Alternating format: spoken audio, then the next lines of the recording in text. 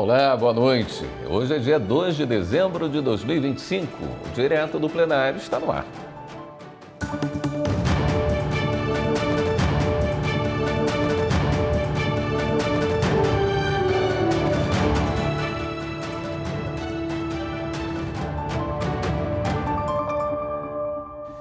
Em instantes, os ministros do Tribunal Superior Eleitoral vão dar início à sessão plenária. E vamos saber agora com a repórter Daniela Ramalho quais são os destaques da pauta de julgamento da sessão de hoje. Está previsto na pauta o julgamento de 13 processos, entre eles recursos contra decisões do Tribunal Regional Eleitoral do Distrito Federal que determinaram o desbloqueio de bens e valores e a restituição a prestadores de serviços advocatícios investigados na Operação Fundo do Poço.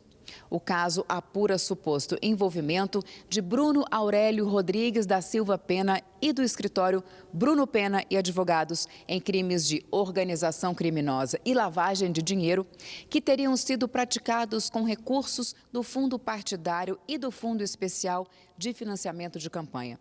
De acordo com as denúncias, os valores teriam sido desviados por meio de contratos advocatícios firmados com o Partido Republicano da Ordem Social, o PROS. O julgamento será retomado com o voto vista do ministro Floriano de Azevedo Marques.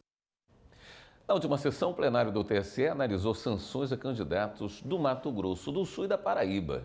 As informações com Mariana Fabre. Olá, esse é o Decisões da Semana com os destaques do plenário do Tribunal Superior Eleitoral.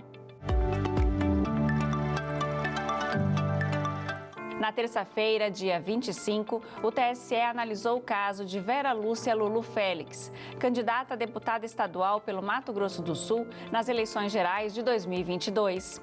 Ela havia sido multada em R$ 8.400 por supostas falhas documentais na prestação de contas eleitorais, ao não comprovar o gasto com aluguel de imóveis.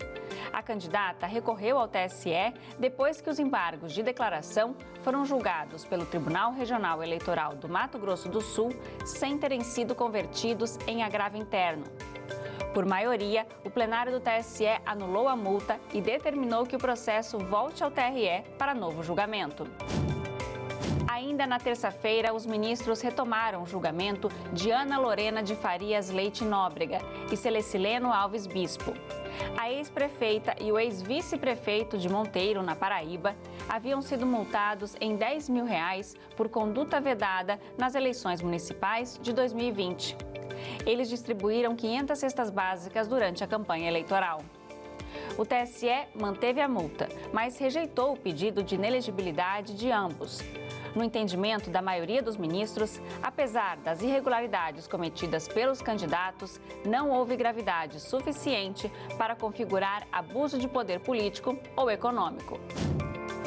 Você pode acompanhar as sessões plenárias toda terça-feira, a partir das 7 horas da noite e quinta, às 10 horas da manhã, ao vivo, no canal da Justiça Eleitoral no YouTube, na Rádio e TV Justiça e ainda pelos perfis do TSE no Facebook e no Kawai. As informações sobre os processos estão no site tse.jus.br. É só pesquisar na aba Consulta Pública PJE. O Tribunal Superior Eleitoral realiza até sexta a edição de 2025 do Teste Público de Segurança dos Sistemas Eleitorais. A edição de 2025 registrou recorde de pessoas interessadas em participar. As informações com a repórter Daniela Ramalho. O teste da urna faz parte do calendário eleitoral e ajuda a deixar cada eleição mais segura, transparente e confiável. Este ano, o Tribunal Superior Eleitoral recebeu 151 pedidos de inscrição de pessoas interessadas em participar do teste público de segurança. É o maior número de todas as edições.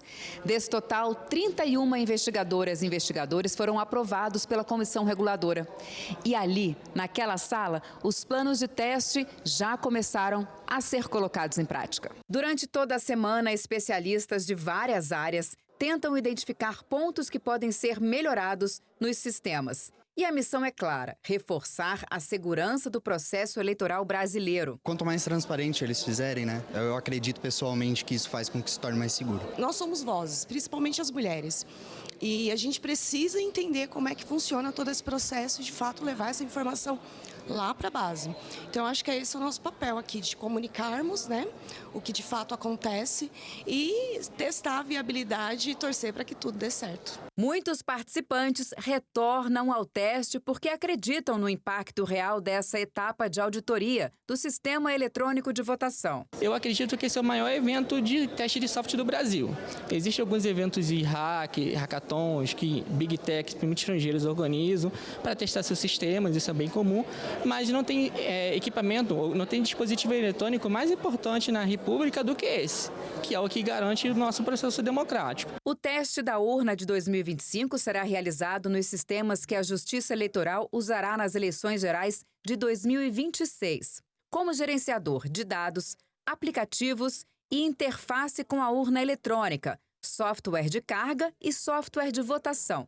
O evento é uma demonstração do compromisso da Justiça Eleitoral com a integridade e a segurança das eleições. Esses testes têm o objetivo de convidar a sociedade a aceitar aqui aqueles da sociedade que queiram investigar, examinar, verificar se há alguma vulnerabilidade que ainda possa ser e tenha que ser corrigida antes das eleições, daqui a 10 meses, basicamente, como teremos no Brasil. E estes testes têm este compromisso de dar concretização aos princípios da transparência, integridade, segurança e confiabilidade dos sistemas eleitorais das urnas eletrônicas. E o teste público foi um dos assuntos do Clique e Confirma, produzido pelo TSE para as redes sociais da Justiça Eleitoral. O programa é apresentado por Rimac Souto e Jane Costa.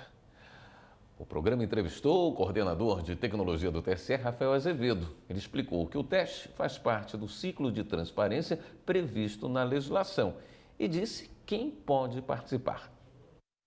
Qualquer brasileiro acima de 18 anos pode participar, pode propor algum tipo de ataque, que nós chamamos, né, ao sistema eletrônico de votação, apuração e totalização.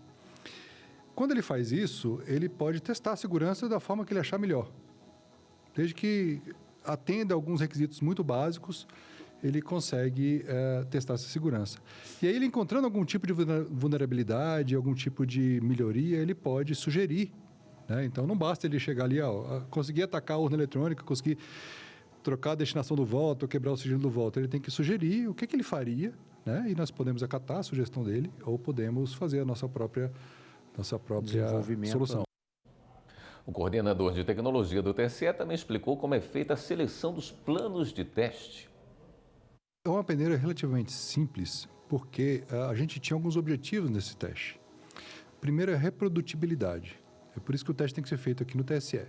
Ou seja, a gente tem que ficar acompanhando o que eles estão fazendo, como se fosse o passo a passo que eles fizeram aquela intervenção na urna, aquele ataque.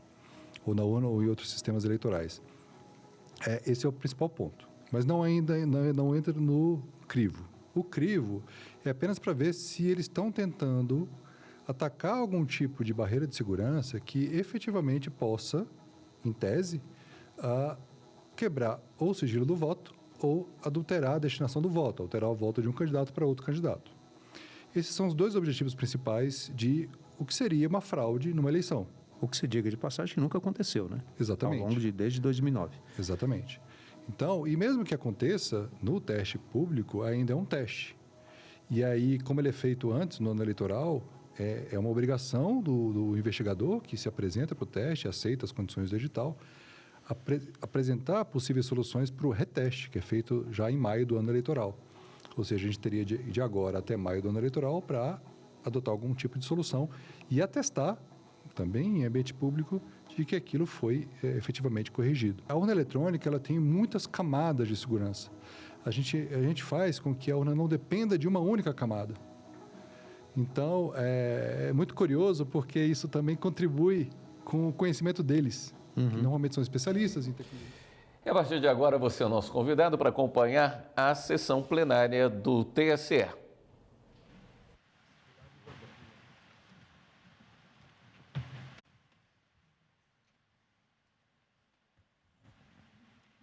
Boa noite a todas as pessoas presentes. Convido todos a nos assentarmos. Declaro aberta a sessão desta terça-feira, 2 de dezembro de 2025, deste Tribunal Superior Eleitoral. Inicio por cumprimentar o senhor vice-presidente, ministro Nunes Marques, ministro André Mendonça, senhor ministro Antônio Carlos Ferreira, ministro ainda substituto, mas em vez de se empossar no cargo de ministro efetivo da Casa, ministro Ricardo Vilas Boas Cueva. Seja muito bem-vindo, ministro, nos sentimos todos muito honrados. Ministro Floriano de Azevedo Marques, ministra Estela Aranha, cumprimento o senhor vice-procurador-geral eleitoral, doutor Alexandre Espinosa, cumprimento senhoras e senhores advogadas e advogados, servidoras e servidores, todos que acompanham esta sessão, e de uma forma muito especial e carinhosa, eu cumprimento professores e estudantes do curso de Direito das seguintes instituições: Pontifícia Universidade Católica do Paraná, PUC-PR, da cidade de Toledo, Paraná, e o grupo Ânima Educação, da cidade do Rio de Janeiro. Sejam todas e todos muito bem-vindas e bem-vindos. Nós nos sentimos esperando que esta seja uma sessão muito proveitosa para todos. Cumprimento o senhor diretor-geral da Secretaria, doutor Miguel Piazzi, e dou início à sessão administrativa, apregoando da relatoria do eminente ministro André Mendonça o primeiro item desta pauta administrativa, que é o registro de partido político 1554-73, procedente de Brasília, requerente pelo Partido da Mulher Brasileira, PMN Nacional. É um requerimento de registro de alterações estatutárias, formulado pelo Diretório Nacional do Partido da Mulher Brasileira, aprovado em convenção de 7 de abril deste ano de 2025. Tem a palavra o eminente ministro André Mendonça.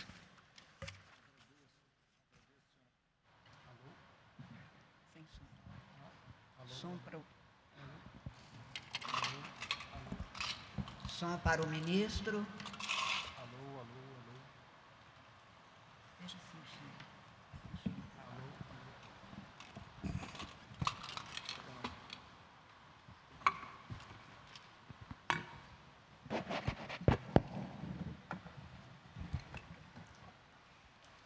Esse funciona?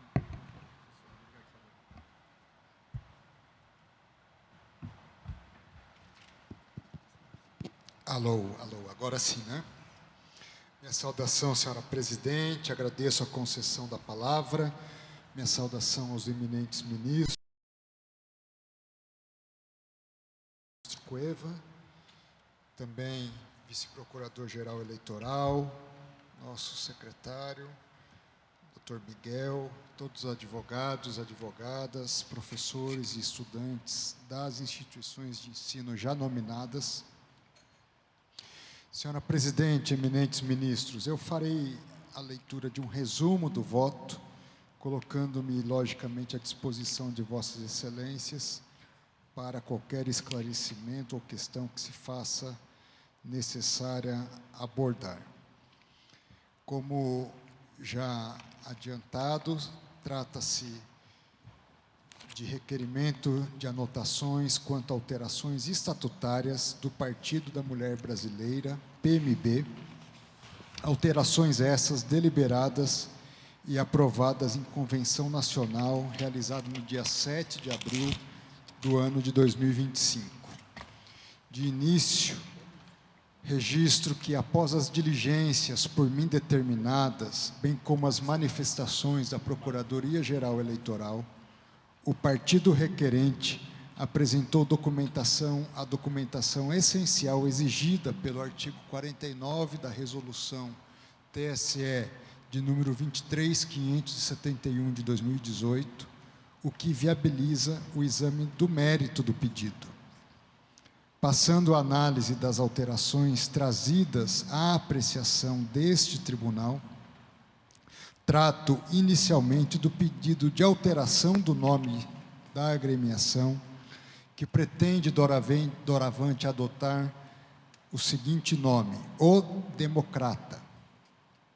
Dito isso, anoto que a jurisprudência desta Corte Superior admite a possibilidade da alteração do nome, sendo vedada, contudo, a utilização por outros partidos de variações que venham a induzir a erro ou confusão, conforme estabelece o artigo 7º, parágrafo 3º da Lei 9.096, de 95.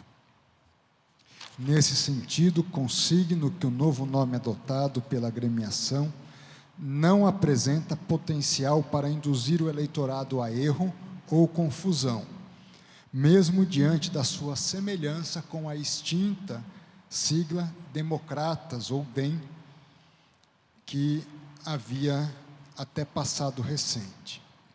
Conforme jurisprudência deste TSE, a proteção à sigla e à denominação partidária cessa com a fusão ou extinção do partido originário. Cito a esse respeito o julgado na tutela cautelar antecedente de número 0600-003-57, da relatoria da ministra Isabel Galotti. Portanto, não há óbice para a utilização do nome O Democrata em substituição ao nome Partido da Mulher Brasileira. De igual modo, também à luz da jurisprudência deste TSE, o fato de a agremiação não adotar uma sigla ou denominação abreviada não impede a anotação ora pretendida.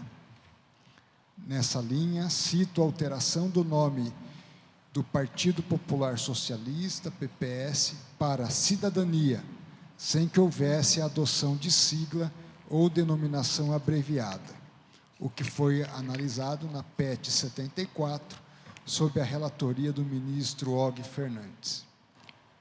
Dessa forma, defiro, em relação ao pedido de substituição, o registro do novo nome conferido ao partido.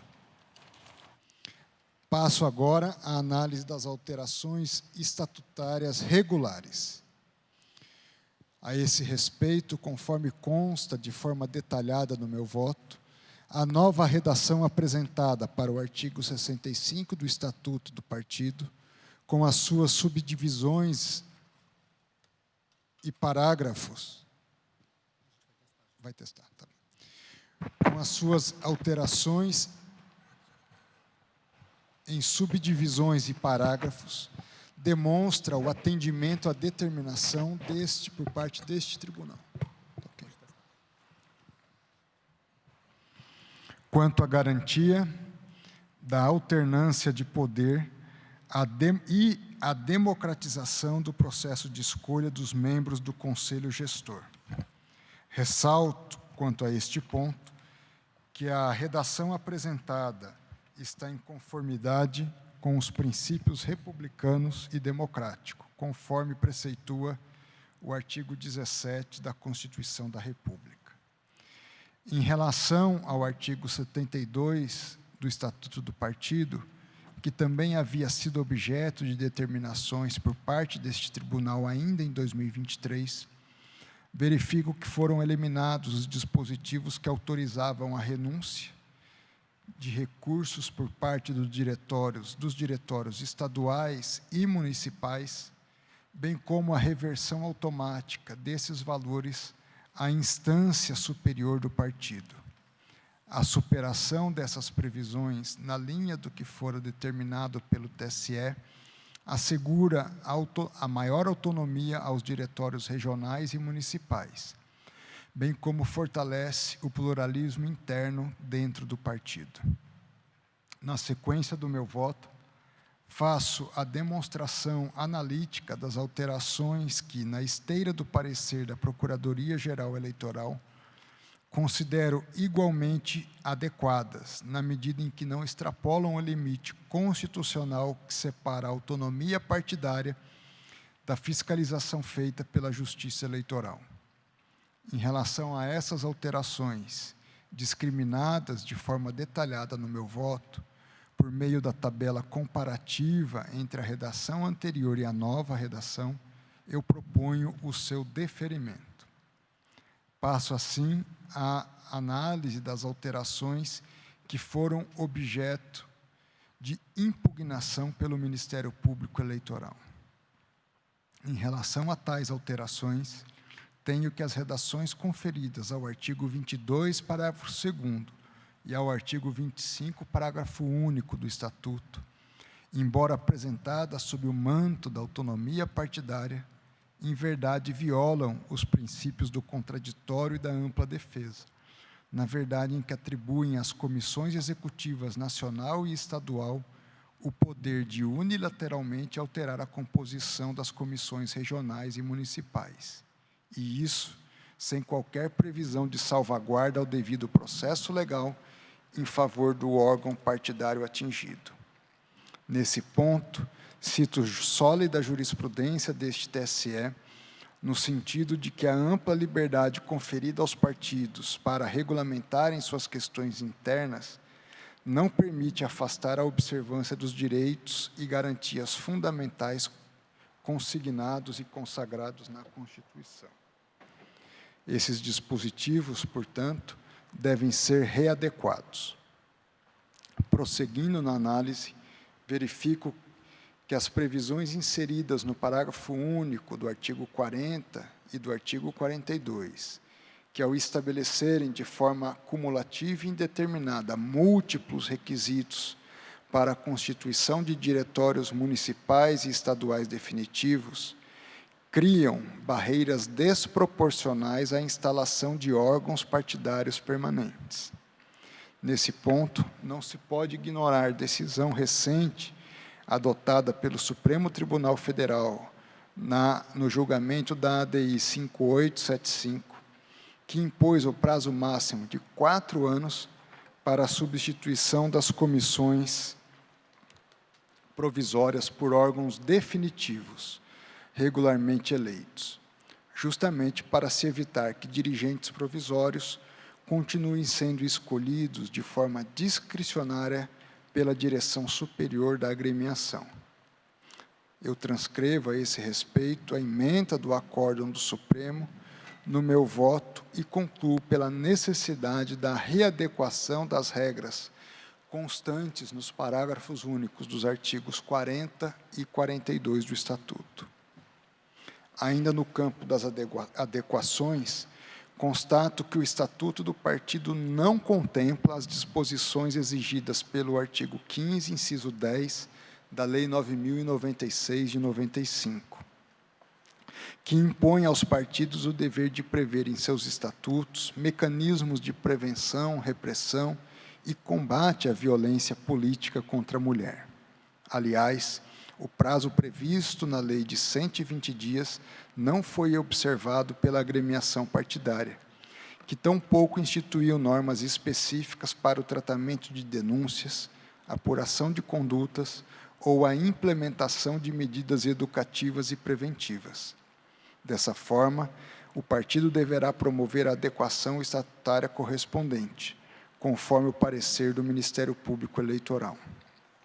Por fim, no que se refere à alteração do artigo 82, constata-se a impossibilidade de sua análise, uma vez que o referido dispositivo não consta do documento encartado aos autos.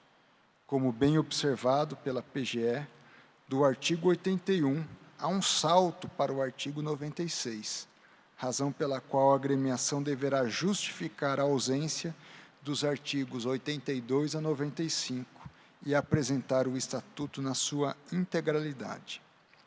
Diante do exposto, defiro parcialmente o pedido de anotação das alterações estatutárias e determino que a agremiação, no prazo de 90 dias, em primeiro lugar, modifique os artigos 22, parágrafo 2º, e 25, parágrafo único, de forma a assegurar mecanismos expressos de contraditório e ampla defesa aos órgãos partidários eventualmente afetados por atos de intervenção ou alteração da sua composição, vedada qualquer forma de modificação unilateral que não observe o devido processo legal interno. Em segundo lugar, para que altere os parágrafos únicos dos artigos 40 e 42, eliminando requisitos desproporcionais ou de aferição indeterminada e compatibilizando integralmente tais dispositivos com a orientação fixada pelo Supremo Tribunal Federal na ADI de número 5875, especialmente quanto à necessidade de garantir a formação e a renovação periódica de diretórios permanentes. Em terceiro lugar, para que insira no Estatuto disciplina específica e completa, destinada à prevenção, repressão e combate à violência política contra a mulher, em atenção à exigência do artigo 15, inciso 10 da Lei 9.096, com previsão de estruturas internas, procedimentos de denúncia, apuração, medidas educativas e mecanismos de proteção, bem como, em quarto lugar, para que esclareça formalmente a ausência dos artigos 82 a 95 do texto estatutário apresentado, juntando a versão integral e atualizada do Estatuto Partidário, tal como o registro no cartório competente. Com essas determinações, senhora presidente, é que voto e submeto a questão ao plenário. Agradeço a Vossa Excelência, que, portanto, defere parcialmente o pedido com as alterações e determinações propostas.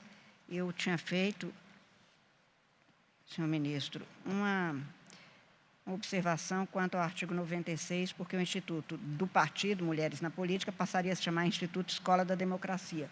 Mas eu imagino que seja sempre sob o palio de partido, né? Porque há escolas da democracia em outros órgãos, inclusive públicos brasileiros, que eu já notei.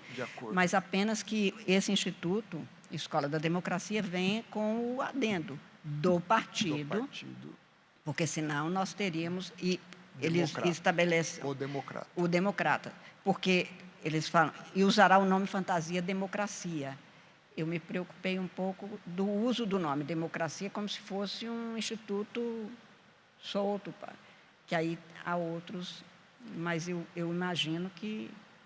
Estou de acordo com os apontamentos e me comprometo... Apenas, talvez, acrescentar, do partido, do sempre, partido, para que sempre que for utilizado como escola, porque aí ninguém que, por exemplo, vai fazer um curso vai dar uma interpretação de que seria uma escola de governo, que as assembleias legislativas normalmente têm, ou até escolas de universidades, de institutos, que usam também a mesma expressão, só para não ter confusão. E eu acho que tudo que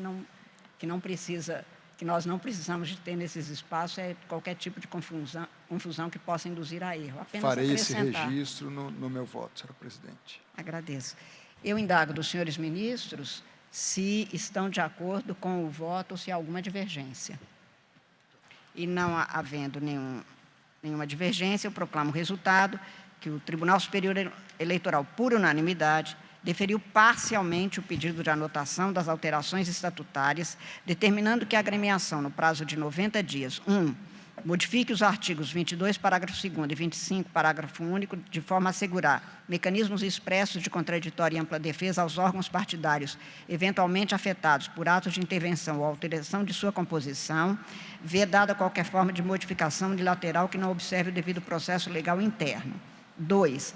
Altere os parágrafos únicos dos artigos 40 e 42, eliminando requisitos desproporcionais ou de aferição indeterminada e compatibilizando integralmente tais dispositivos com a orientação fixada pelo Supremo Tribunal Federal na ação direta de inconstitucionalidade número 5.875, especialmente sobre a necessidade de garantir a formação e a renovação periódica dos diretórios permanentes. 3. Insira no Estatuto disciplina específica e completa, destinada à prevenção, repressão e combate à violência política contra a mulher, atendendo à exigência do artigo 15, inciso 10, da Lei 9.096 de 95, com previsão de estruturas internas, procedimentos de denúncia, apuração, medidas educativas e mecanismos de proteção. 4. Esclareça formalmente a ausência dos artigos 82 a 95 no texto estatutário apresentado, juntando a versão integral e atualizada do Estatuto Partidário, como registrado no cartório competente. Essas determinações, então, teriam que necessariamente voltar a este Tribunal Superior Eleitoral para análise, ainda sob a relatoria do ministro André Mendonça. Esta, portanto, a proclamação do resultado. Agradeço ao eminente ministro e apregou para julgamento, também da relatoria do eminente ministro André Mendonça, a lista tríplice número 0600-938-63, procedente de Teresina, Piauí, sendo interessado o Tribunal Regional Eleitoral do Piauí e sendo advogados indicados naquela lista José Maria de Araújo Costa, Luana Gomes Portela, Edivar José dos Santos. Esta lista tríplice foi apresentada pelo Tribunal Regional Eleitoral do Piauí para provimento da vaga de juiz efetivo na classe de advogado. Tem a palavra o eminente ministro André Mendonça. Agradecendo e renovando os cumprimentos, senhora presidente, trata-se de lista tríplice do Tribunal Regional Eleitoral do Estado do Piauí, destinada ao preenchimento da vaga de juiz titular na classe da advocacia. A vacância deverá ocorrer no dia 23 de janeiro de 2026, com o término do biênio do jurista José Maria de Araújo Costa, que integra esta lista ao lado dos juristas Luana Gomes Portela e Edivar José dos Santos. A assessoria consultiva deste Tribunal Superior certificou que os candidatos atenderam satisfatoriamente os requisitos objetivos da Resolução 23517 de 2017 deste TSE e opinou pela publicação de lista por edital, dessa lista por edital, nos termos do artigo 25, parágrafo 3º do Código Eleitoral. Publicado o edital, transcorreu o prazo sem que houvesse impugnações. Entretanto, senhora presidente, eminentes ministros, aplica-se aqui a resolução de número 23746 de 2025, publicada no Diário de Justiça de 28/3 de 25, que alterou a resolução 23517 de 2017 para fins de incluir a promoção de mulheres nos cargos da magistratura eleitoral. Isso porque a comunicação da vacância pelo TRE do Piauí ao TJ daquele Estado se deu por meio do ofício 2204/2025, de 2 de julho de 2025. Após, portanto, a vigência da nova resolução do TSE, aplicando-se neste ponto o que decidido por esta Corte Superior na questão de ordem na LT, lista tríplice número 0600-265-70 do Rio de Janeiro, de minha relatoria.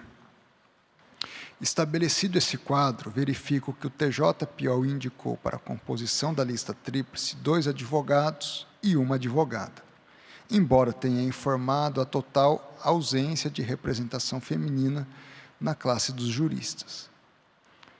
Diante disso, conforme decidimos na sessão de 21 de outubro deste ano, no julgamento da lista tríplice 0600-613-88 de Alagoas, em casos tais, faz-se necessária a formação de uma lista exclusivamente feminina para o preenchimento de uma das vagas de juiz titular na classe de advogado. Assim, na linha do supracitado precedente, entendo que esta lista deverá ser composta exclusivamente por mulheres, para fins de se garantir a presença de ao menos uma juíza na classe dos advogados, na composição efetiva do TRE do Piauí. Diante do exposto, senhora presidente, eminentes ministros, voto pelo retorno da lista ao TRE do Piauí para que seja recomposta a fim de ser integrada por mais 2 advogadas em conformidade com as resoluções deste TSE, mantendo-se o nome da advogada Luana Gomes de Portela. É como voto. Agradeço a Vossa Excelência. Como voto, o eminente ministro Antônio Carlos Ferreira. Senhora presidente, cumprimento Vossa Excelência, peço licença para subscrever os cumprimentos feitos por Vossa Excelência na abertura dos trabalhos, uma saudação especial ao ministro Vilas Boas Cueva. Tenham todos uma excelente noite. Eu subscrevo o voto do eminente relator. Agradeço a Vossa Excelência. Como voto, o eminente ministro Vilas Boas Cueva. Boa noite, senhora presidente. Agradeço os cumprimentos que me foram dirigidos, cumprimentos os eminentes ministros, cumprimento a eminente ministra Estela Aranha, cumprimento o representante do Ministério Público. Eu acompanho o ilustre relator. Agradeço a Vossa Excelência, como voto eminente ministro Floriano de Azevedo Marques. Excelentíssima senhora presidente, em nome de quem cumprimento os demais ministros, fazendo destaque, em especial, saudação ao ministro Vilas Boas Cueva, eu igualmente acompanho o voto do eminente ministro André Mendonça, relator. Agradeço a Vossa Excelência, como voto a eminente ministra Estela Aranha. Senhora presidente, cumprimento Vossa Excelência, peço licença para subscrever os cumprimentos feitos por Vossa Excelência na abertura da sessão. Cumprimento especial ao ministro Ricardo Vilas Boas Cuevas, que está aqui conosco, iniciando os trabalhos, e cumprimento também os professores e estudantes do curso de Direito da Pontifícia Universidade Católica do Paraná, da cidade de Toledo, e o Grupo Ânima Educação da cidade do Rio de Janeiro. E eu acompanho o relator, senhora presidente. Agradeço a Vossa Excelência, como voto eminente ministro Nunes Marques, na lista do seu querido estado do Piauí. Cumprimento nossa presidente, ministra Carmen Lúcia, e na pessoa de Vossa Excelência, cumprimento todos os ministros, o vice-procurador-geral eleitoral, os advogados, os servidores, com um destaque, 3 destaques especiais. O primeiro, os professores e alunos da Pontifícia Universidade Católica do Paraná e do Grupo Ânima de Educação da cidade do Rio de Janeiro. Sejam bem-vindos. Outro registro em relação ao ministro Ricardo Vilas Boas Cueva. Receba as nossas e a minha, em especial, boas-vindas ao Tribunal. Sua Excelência, que honra o quadro de ministros do Tribunal da Cidadania, e agora vem contribuir com a sua valorosa e robusta cultura jurídica com esta corte, que carinhosamente chamamos de Corte Tribunal da Democracia. E o terceiro registro que eu quero fazer é parabenizar a nossa presidente, ministra Carmen Lúcia, por ter sido agraciada hoje com a medalha Raimundo Faoro, a medalha, a maior honraria da Ordem dos Advogados do Brasil, reconhecimento da trajetória de Vossa Excelência, atuação pública, a dedicação não só à justiça, mas à causa da justiça, atuação como jurista, como mulher, e também um reconhecimento pela ligação histórica de Vossa Excelência, não só com a advocacia, como com a Ordem dos Advogados. Queria fazer esse registro e parabenizar a Vossa Excelência. Em relação ao processo, senhora presidente da lista, eu acompanho o eminente relator e faria uma ressalva, não fosse a peculiaridade desse caso, porque tanto o CNJ como nas nossas normas administrativas, a gente ressalva a possibilidade, logicamente, de não ter inscritas mulheres. Mas nesse caso, depois que conversamos ali, eu percebi que existiam 3 mulheres inscritas. E, curiosamente, 2 mulheres desistiram um dia antes do momento em que seria a deliberação para a formação da lista. Então, diante dessa curiosa desistência, é recomendável, sim, que se retorne, se dê ampla divulgação, para que tenhamos uma ampla participação feminina também. Acompanhe o relator. Agradeço a Vossa Excelência, agradeço também os cumprimentos ao Conselho Federal da Ordem dos Advogados, a Ordem dos Advogados, né, ministro? Para nós que fomos advogados, é uma casa muito especial e é uma profissão muito especial. Eu lá hoje dizia que ficou na moda agora todo mundo ser jurista, ninguém é advogado. Não, a advocacia é uma profissão séria, grave, de enorme impacto social para a democracia. É uma honra ser advogado, e jurista é quem produz o saber. Dizia lá hoje que fui da Comissão Constitucional da Ordem dos Advogados do Brasil, e havia os juristas, Paulo Bonavides, Zé Afonso da Silva, o ministro Evandro, e grande elenco. O grande elenco éramos nós. Eles estavam lá em cima, e aqui embaixo estávamos Barroso, Carlos Brito, Clemer, sou eu, que eram, porque eles eram os juristas, eles produziram o saber no Brasil. Não se produz juristas como se tem aqui. Atualmente, eu fiquei sabendo que existem, inclusive, associações de juristas no Brasil que tem mais de 40 mil, nem sabia, no direito constitucional nem conheço esse tanto de produção de saber. Conheço gente que escreve, escreve bem, mas é preciso honrar a profissão de advogado, de advogada. Esta é a profissão de quem resolve problemas e que é essencial à administração da justiça. A Constituição se refere a advogados, porque em 88 era essa palavra, mas é advogadas e advogados, e é uma enorme honra e responsabilidade ser advogados. A ordem é mesmo uma casa que guarda os advogados a resolverem problemas. Não é casa, portanto, a produzir o saber teórico, as doutrinas, que é outra coisa muito diferente. Então, eu me sinto muito honrada sempre de ter sido advogada e de voltar, se Deus quiser, a advogar quando for o momento. E tive experiências como de Vossa Excelência, que foram advogados que depois a gente traz na experiência, o ministro Antônio Carlos também, ministro Floriano e ministra Estela, ainda na condição de advogadas, ocupam esses cargos que são desempenhos necessários para o direito. E, portanto, me sinto muito honrada, como Vossa Excelência, como ministro André Mendonça, de termos advogado e advogada para o bem da causa da justiça. Neste caso, eu também estou acompanhando o ministro relator, por todas as razões expostas por ele, e proclamo, portanto, o resultado que este tribunal, por unanimidade, determinou o retorno da lista ao Tribunal Regional do Piauí para que seja recomposta com mais 2 advogadas, a lista em conformidade com a resolução TSE 23.746 de 2025, mantendo-se o nome da segunda indicada nos termos do voto do relator. Este o resultado. Agradeço a participação do diretor-geral da Secretaria, doutor Miguel Piazzi. Declaro encerrada a sessão administrativa e imediatamente aberta a sessão jurisdicional, convidando o senhor secretário, doutor João Paulo, a tomar assento no plenário. Solicito que proceda a leitura da ata da sessão anterior. Ata da sessão ordinária jurisdicional do Tribunal Superior Eleitoral, realizada em 27 de novembro de 2025. Presidência da senhora ministra Carmen Lúcia, presentes à sessão os senhores ministros Nunes Marques, André Mendonça, Antônio Carlos Ferreira, Sebastião Reis Júnior, Floriano de Azevedo Marques e Estela Aranha. Vice-procurador-geral eleitoral, doutor Alexandre Espinosa Bravo Barbosa. Às 10h17 foi aberta a sessão, sendo lida e aprovada a ata da sessão anterior. Foram julgados 11 processos e a sessão foi encerrada às 12h08.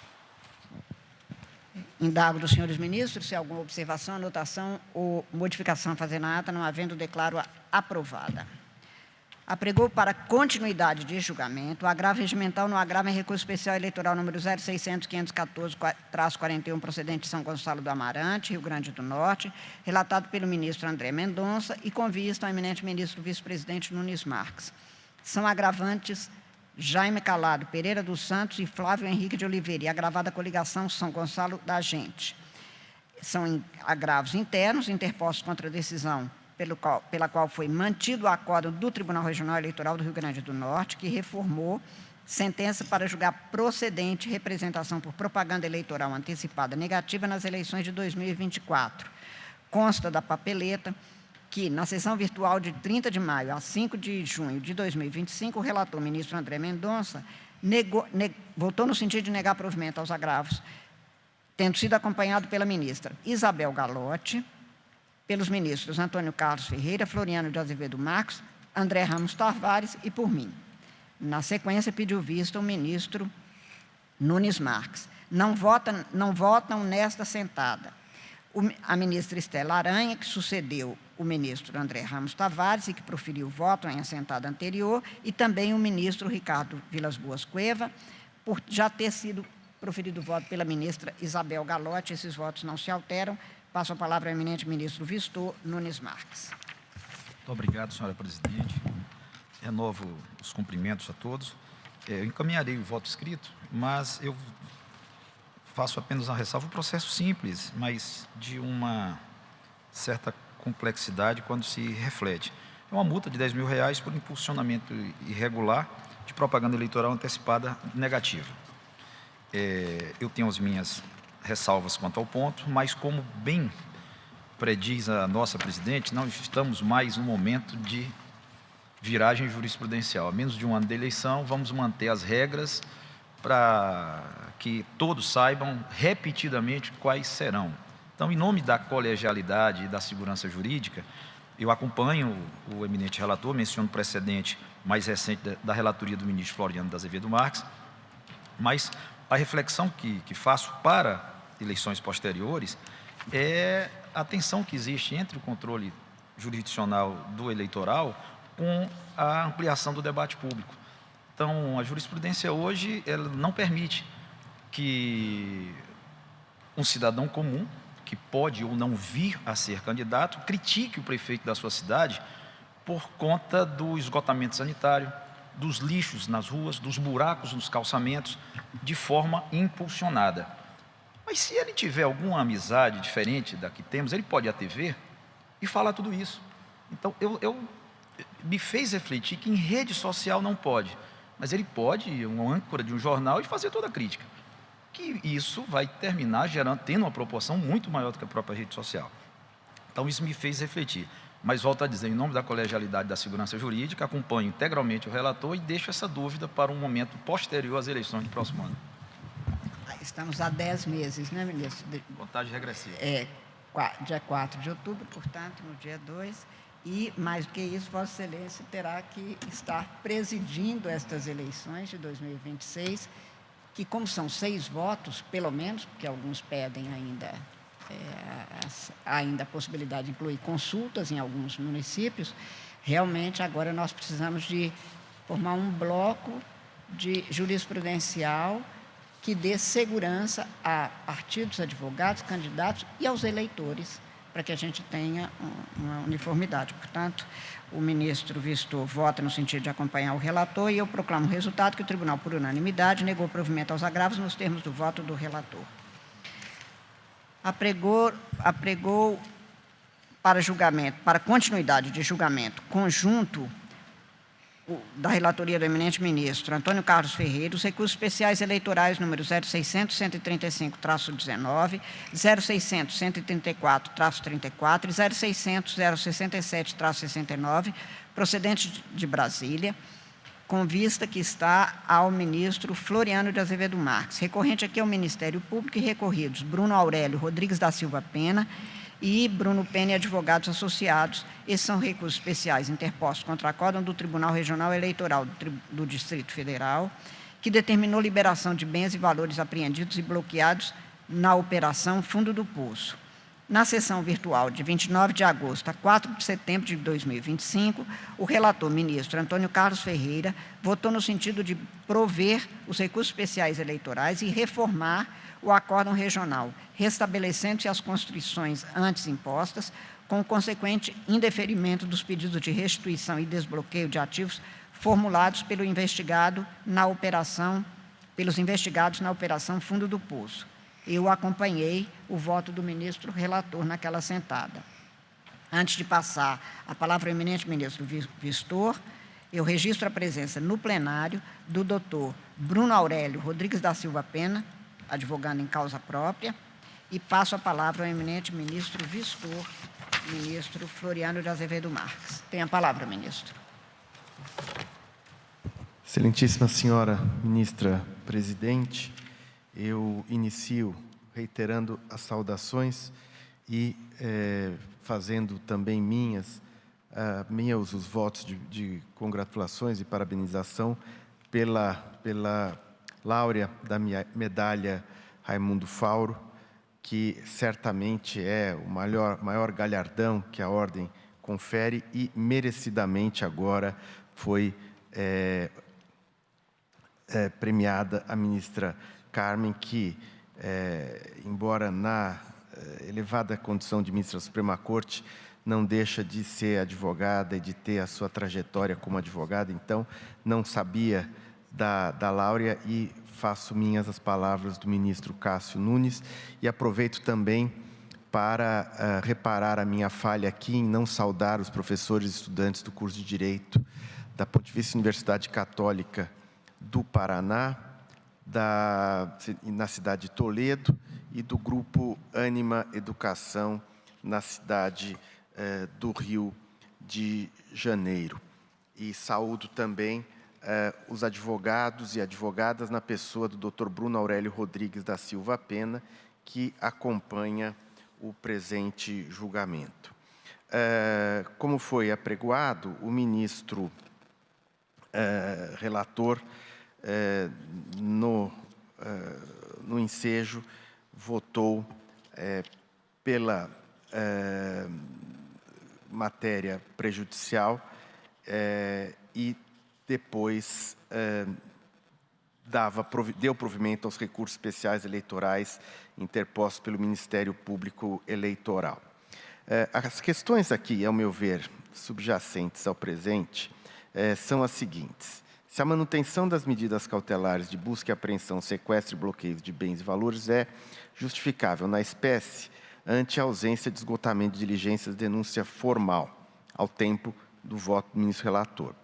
2, se há demonstração concreta da licitude da origem dos valores apreendidos de interesse dos ativos constritos à persecução penal. E 3, se a complexidade do caso justifica a superação do prazo previsto no artigo 131 do Código de Processo Penal para oferecimento da denúncia. Eu inicio com relação à preliminar prejudicial de alegada perda de objetos dos recursos especiais eleitorais, por acompanhar Sua Excelência, o ministro relator, porque, tendo em vista a apresentação de recursos contra a decisão que determinou o trancamento do inquérito policial, persiste o interesse em discutir eventuais medidas cautelares atreladas à investigação. Então, neste particular, eu acompanho o ministro relator quanto à rejeição da alegada prejudicialidade. Já quanto ao mérito, eu vou apresentar aqui a minha divergência ao voto do ministro relator pelas razões que eu exponho. Em particular, pela alegada ofensa aos artigos 118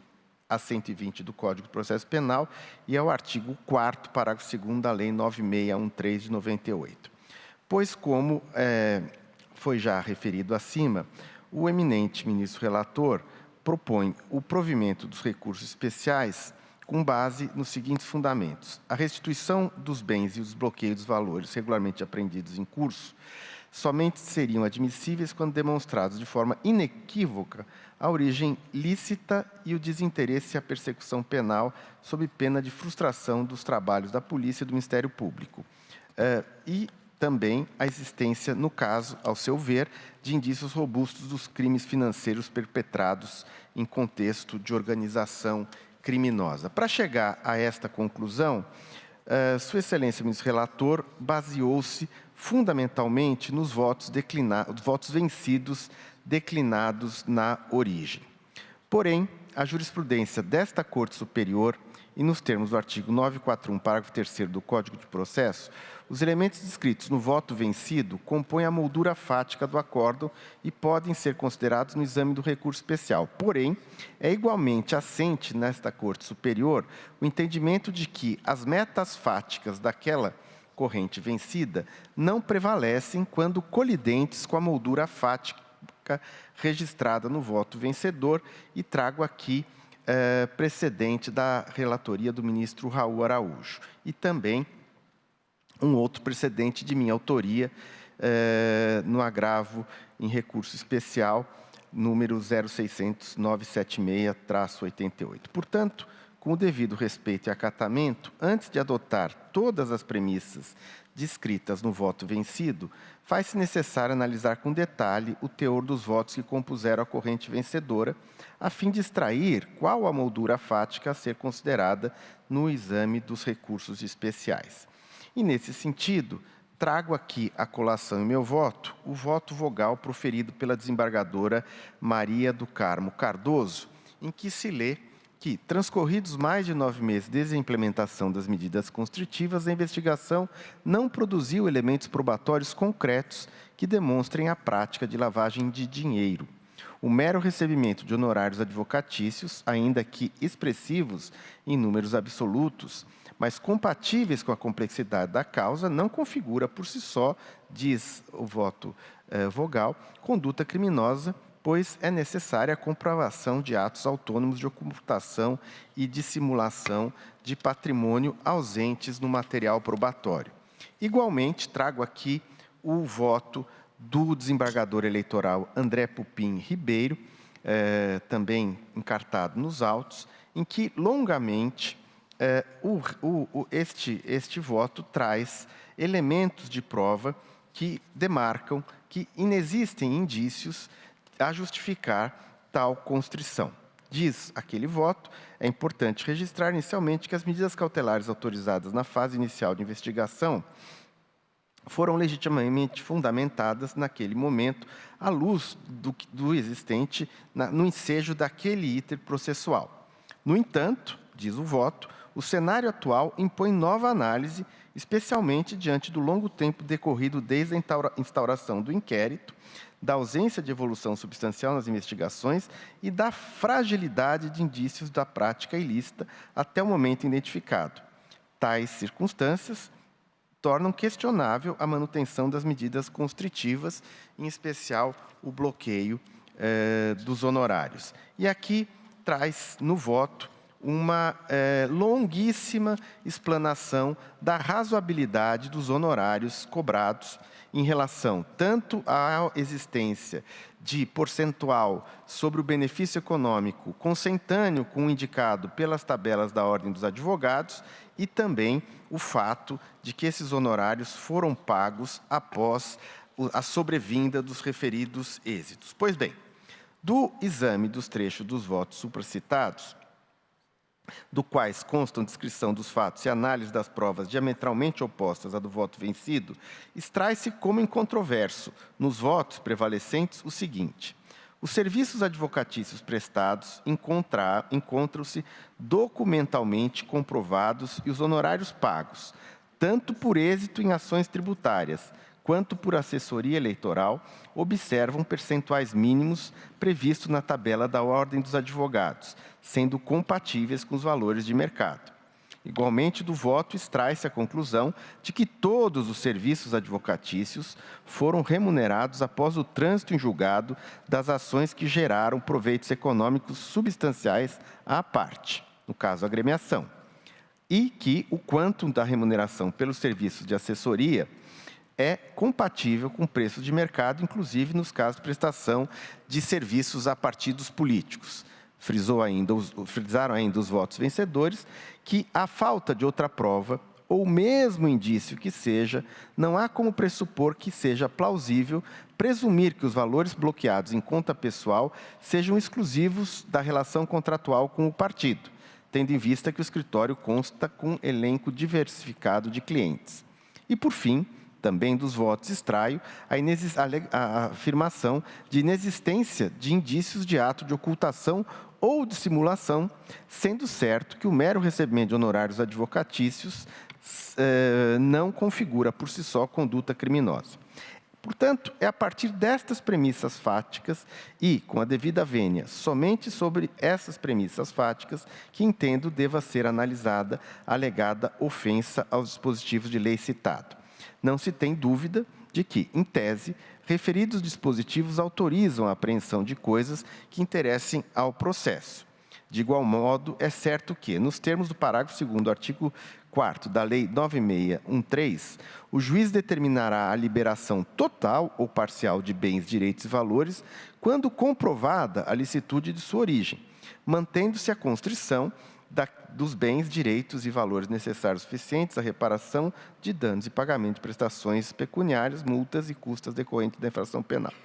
No caso dos autos, segundo os fatos incontroversos registrados pela maioria na origem, e que são insuscetíveis de revisão em sede extraordinária face à súmula 24 desse Tribunal Superior, os pagamentos de honorários advocatícios são lícitos, porquanto decorrentes de serviços prestados devidamente comprovados e compatíveis com os valores de mercado. Além disso, segundo aquela moldura fática do acórdão recorrido, não há elementos indicativos que os valores apreendidos tenham ligação com a investigação criminal ainda em curso. Nem há indícios dessa ligação apresentados depois do transcurso considerável de tempo de vigência das medidas cautelares. No ponto, ressalto que a decisão do juízo primevo, citada pelo eminente relator como indicativo de que haveria dúvida sobre o interesse dos bens para prosseguimento da ação penal, é absolutamente lacônica sobre os motivos concretos que justificariam a manutenção da constrição cautelar dos bens. E é o que se depreende do trecho da decisão que transcrevo no meu voto. Portanto, sempre com as mais respeitosas vênias, conforme a moldura fática do aresto original, o qual, repito, é o que interessa para o julgamento em sede extraordinária, não há dúvida razoável, baseada em elementos concretos, acerca da licitude da origem dos direitos e valores que justifique a manutenção de medidas cautelares em discussão. Na ausência desses elementos, exigir que o réu, ou o investigado, que tem os bens constritos, demonstre a mais a licitude do seu provento, seria exigir dele um ônus da prova que não lhe cabe. No caso similar, no qual o tribunal local, soberano na análise da prova, assentou a propriedade dos bens apreendidos, o Superior Tribunal de Justiça assim decidiu, diante da expressa declaração do Tribunal Regional de que, ao menos para os fins do processo criminal, se deve reconhecer que os bens apreendidos na posse do condenado a ele pertence, somada à ausência de declaração de perdimento ou de interesse do processo em mantê-los em poder do juízo, de rigor a devolução ao hora recorrente, e aqui trago um acórdão da relatoria do ministro Jorge Mussi. De resto, sempre com o devido respeito às posições em contrário, entendo que a mera interposição de recursos pelo Ministério Público Eleitoral nos presentes feitos não torna controversa a licitude dos pagamentos feitos em favor do escritório de advocacia, pois essa é uma conclusão fática extraída soberanamente da Corte Regional Eleitoral. Quanto a esse fundamento, defendido pelo recorrente, trago novamente um julgado do Superior Tribunal de Justiça em caso semelhante, onde se lê: não havendo provas contundentes de que os bens apreendidos tenham sido adquiridos como produto de crime e não havendo dúvidas da propriedade do bem, a mera possibilidade de inversão do resultado do julgamento, em virtude da interposição de recursos pelo Ministério Público, não impede a nomeação do proprietário dos bens como depositário infiel, desde que seja ele impedido de transferir a propriedade até o trânsito em julgado, e aqui transcrevo um acórdão da relatoria do ministro Reinaldo da Fonseca. Enfim, entendo que a mera litispendência não pode prolongar indefinidamente a apreensão de bens correspondentes a honorários advocatícios, os quais consistem em verba de natureza alimentar e direito dos advogados pela prestação dos seus serviços. Prestação esta que não está em discussão. A prestação de serviços houve conforme consta da própria moldura fática do acórdão regional. Defender que os recursos poderiam ficar apreendidos por tempo indefinido, enquanto não coletados elementos indiciários do crime ou enquanto não transitados em julgados todos os recursos passíveis de manejo pelo Ministério Público, acarretaria, ao meu ver, mácula injustificável ao artigo 131.1 do Código de Processo Penal, bem como ao princípio da dignidade, Constituição Federal, artigo 1º, inciso 3, à garantia do devido processo legal e ao direito de propriedade. Nada obsta que, se produzidos novos elementos probatórios ou indiciários da correlação entre honorários advocatícios e crimes apurados, o que, transcorrido todo o prazo que se noticia, ainda não adveio aos autos, a autoridade policial ou parquê podem atuar para restabelecer medidas cautelares ora discutidas, ou mesmo pleitear novas providências da mesma natureza. O que, ao meu ver, não é admissível é que o cidadão, o advogado, a respeito do qual a instância ordinária assentou inexistirem até agora indícios de participação em crime, suportem os ônus da mora processual. Por derradeiro, embora seja certo que o julgamento do recurso especial deverá ocorrer exclusivamente com base nas premissas assentadas soberanamente pela Corte de origem, trago em sede de obter dictum trecho da decisão proferida pelo juiz da 11ª Zona Eleitoral do Distrito Federal, titular do Juízo Eleitoral de Garantias, aonde se lê: quanto aos pedidos de arquivamento formulados pelo Ministério Público Eleitoral, verifica-se que estão fundamentados em elementos objetivos colhidos durante a investigação, na ausência de justa causa e na inexistência de tipicidade penal, bem como em decisão judicial anterior deste TRE. No tocante à continuidade das investigações, observa-se que o Ministério Público Eleitoral requereu diligências adicionais em relação a alguns advogados, os quais ainda não foram formalmente denunciados, notadamente em necessidade de aprofundamento investigativo.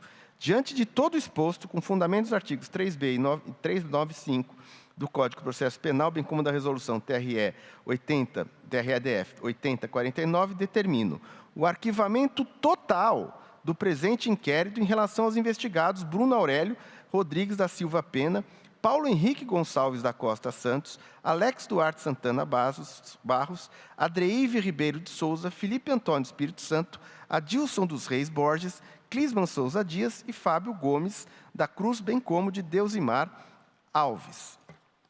Diante disso, com a devida vênia, parece não haver fundamento, mínimo que seja, para a manutenção das medidas cautelares em detrimento do outrora investigado, que expressamente constaram da promoção e decisão do arquivamento e não foram incluídos em pedidos de diligências adicionais. O só fato de assistir ao Ministério Público recurso contra esse arquivamento, mais uma vez, dadas as devidas vênias, não justifica que se prolongue indefinidamente a constrição patrimonial, sobremodo quando ela recaia sobre valores recebidos a título de honorários advocatícios de inegável natureza alimentar.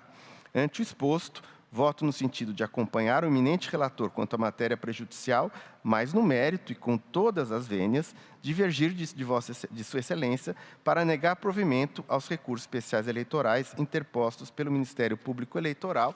É como voto. Agradeço a Vossa Excelência, que, portanto, acompanha o eminente relator quanto à matéria prejudicial e, no mérito, diverge para negar provimento aos recursos especiais eleitorais interpostos pelo Ministério Público. Tem a palavra o eminente ministro relator, ministro Antônio Carlos Ferreira. Muito obrigado, senhora presidente. Apenas 2 minutos, minha intervenção de apenas 2 minutos para contribuir para os debates. Tem todos os minutos que quiser, Muito senhor obrigado. ministro. Vossa Excelência é o relator. E sempre aqui com o maior respeito ao doutor Bruno Pena.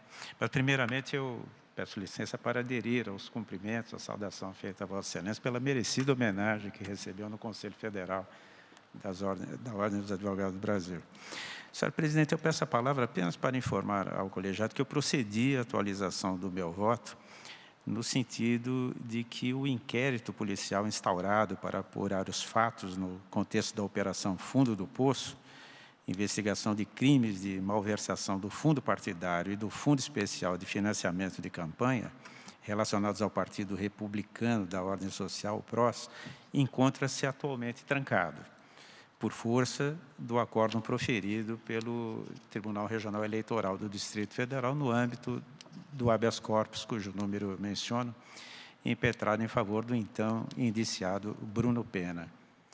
De toda sorte, tal como já assentado, eu entendo pelo interesse recursal do Ministério Público Eleitoral no restabelecimento das cautelares representadas, uma vez que a decisão de trancamento operada pelo juízo de garantias tão somente ocorrera por força da determinação regional, de modo que ainda pende de análise por parte deste Tribunal Superior o recurso especial interposto pelo Ministério Público Eleitoral, que desafia o acórdão determinativo do levantamento dos bens e do trancamento do procedimento policial.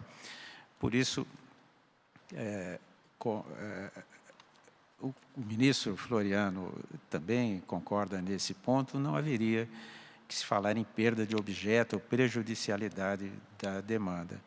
Mas, em tais circunstâncias, nada obstante a ausência de efeito suspensivo do recurso ministerial no habeas corpus, considerando que estamos a analisar o presente recurso do Ministério Público Eleitoral e a míngua da definitividade acerca da tramitação do caderno policial, tenho por prudente e cauteloso o restabelecimento cautelar das diligências empreendidas pela Polícia Judiciária até ulterior deliberação por parte desse Tribunal Superior Eleitoral acerca do inquérito policial.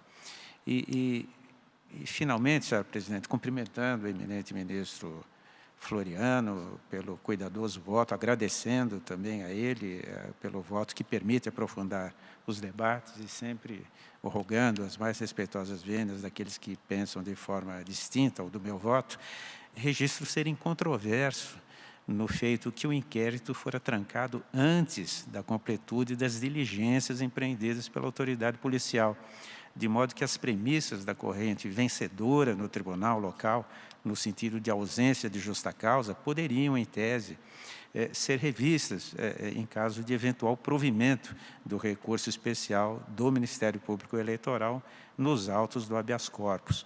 E em caso de descobrimento de novos indícios, lembrando ainda que a maior parte dos investigados já fora denunciada e que o recorrido Bruno Pena já foi indiciado pela autoridade policial em inquérito que guarda prazo razoável de duração, cerca de 3 anos. São essas, senhor presidente, eminentes ministros, as chegas que eu tinha que fazer.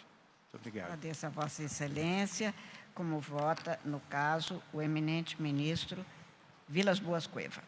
Senhor presidente, eu também cumprimento Vossa Excelência pela significativa homenagem recebida hoje por Vossa Excelência no Conselho Federal da Ordem dos Advogados do Brasil.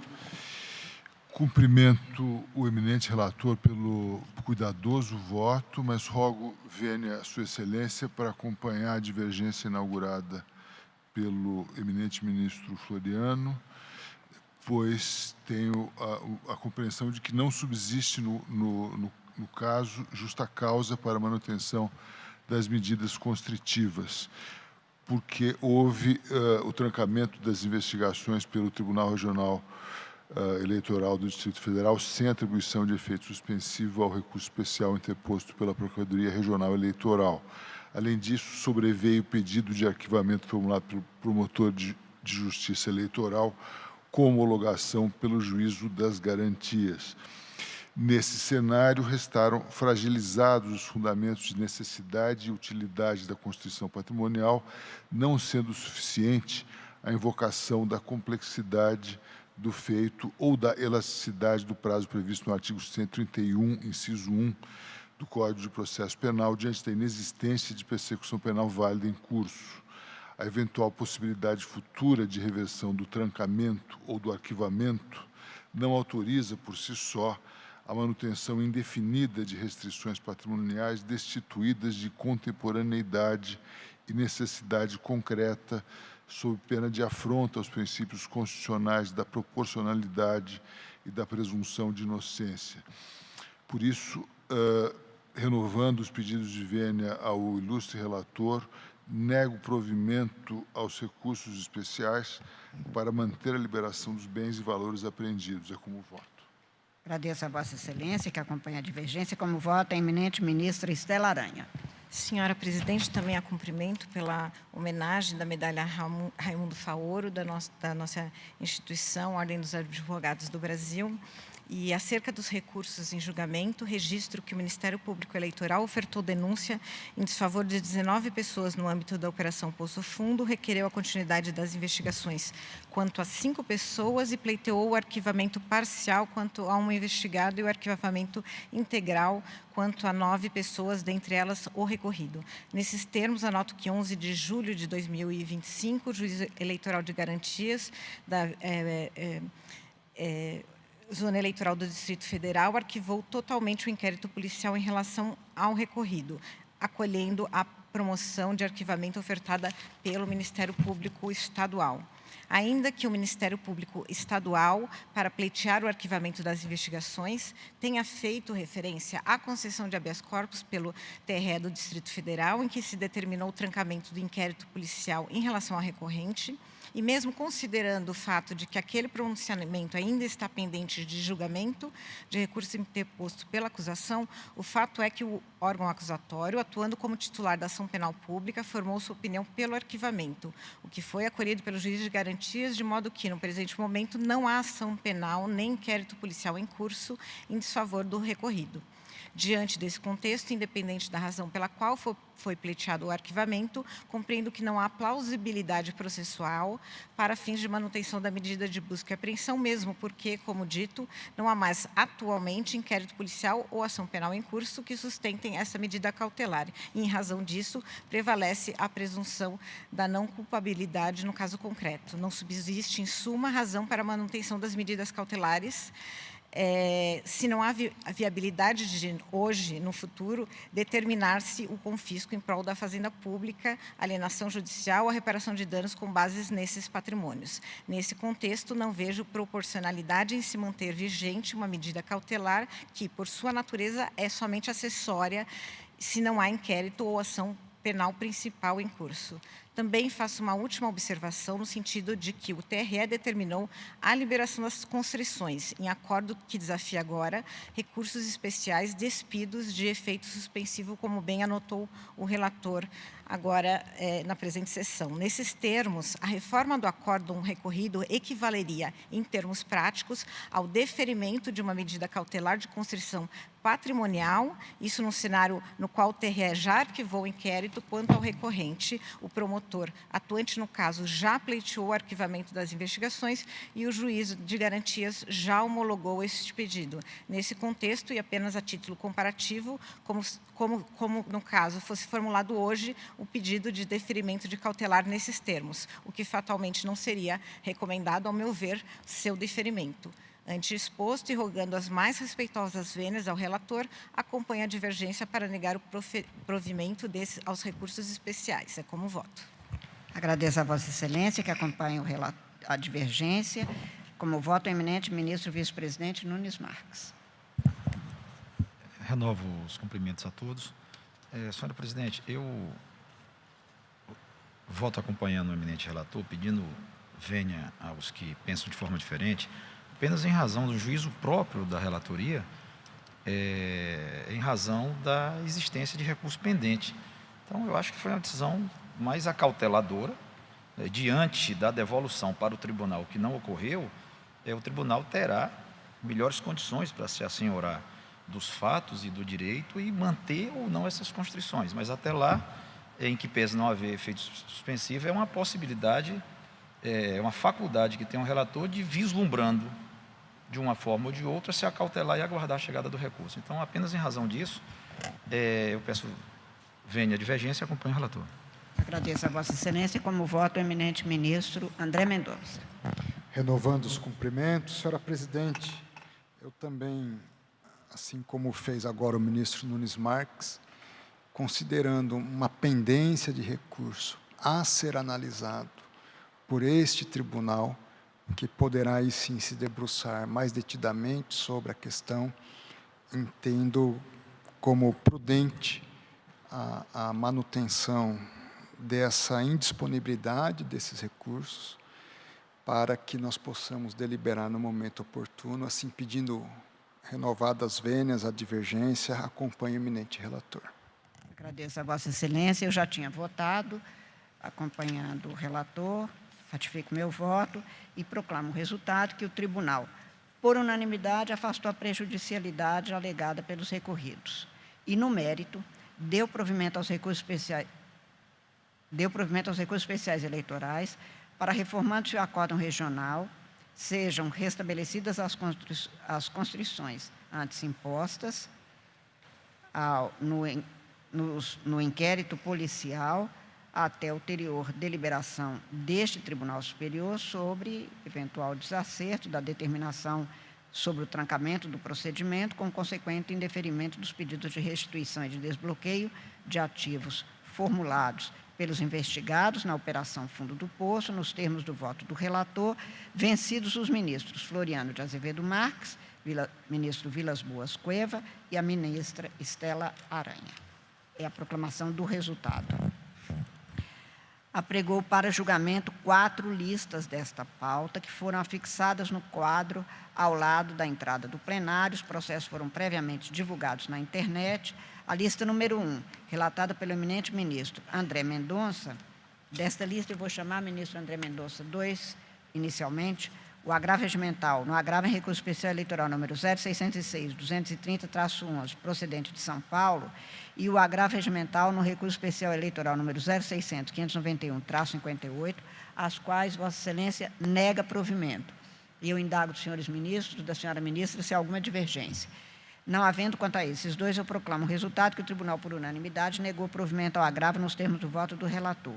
Apregou para julgamento o agravo regimental no agravo em recurso especial eleitoral número 0600-605-69, procedente de Guarapuava, Paraná, ao qual o eminente ministro nega provimento e há pedido de vista da ministra Estela Aranha. Indago dos senhores ministros se aguardam o retorno da vista pleiteada. Portanto, proclamo o resultado que, após o voto do ministro relator André Mendonça que negava provimento ao agravo, pediu vista à ministra Estela Aranha, aguardam os demais. Lista número 1, de relatoria do eminente ministro Antônio Carlos Ferreira, com 2 processos, são 2 embargos de declaração em agravo regimental, em agravo em recurso especial eleitoral. Nestes 2 casos, o eminente ministro rejeita os embargos. Eu indago da senhora ministra e dos senhores ministros se há alguma divergência. Não havendo, proclamo o resultado que o tribunal, por unanimidade, rejeitou os embargos de declaração nos termos do voto do relator. Lista número 1, de relatoria da eminente ministra Estela Aranha. É um processo de embargo de declaração em recurso especial eleitoral. A eminente ministra recebe os embargos como agravo interno e a ele nega provimento. Eu indago dos senhores ministros se há alguma divergência. Não havendo, proclamo o resultado que o tribunal, por unanimidade, recebeu os embargos de declaração como agravo, a ele negando provimento nos termos do voto da relatora. Lista número 2, relatada pela eminente ministra Estela Aranha, há um processo de embargo de declaração em agravo em recurso especial eleitoral, dos quais não conhece a eminente relatora, e eu indago dos senhores ministros se há alguma divergência. Não havendo, proclamo o resultado que o tribunal, por unanimidade, não conheceu dos embargos de declaração nos termos do voto da relatora. Indago da senhora ministra e dos senhores ministros se há alguma urgência ou matéria a ser posta em mesa para decisão nesta assentada. Não havendo mais nenhum processo a ser julgado e nenhuma urgência posta pela senhora ministra e pelos senhores ministros, eu agradeço a presença de todas as pessoas, desejo uma excelente noite, declaro encerrada a presente sessão. Muito obrigada.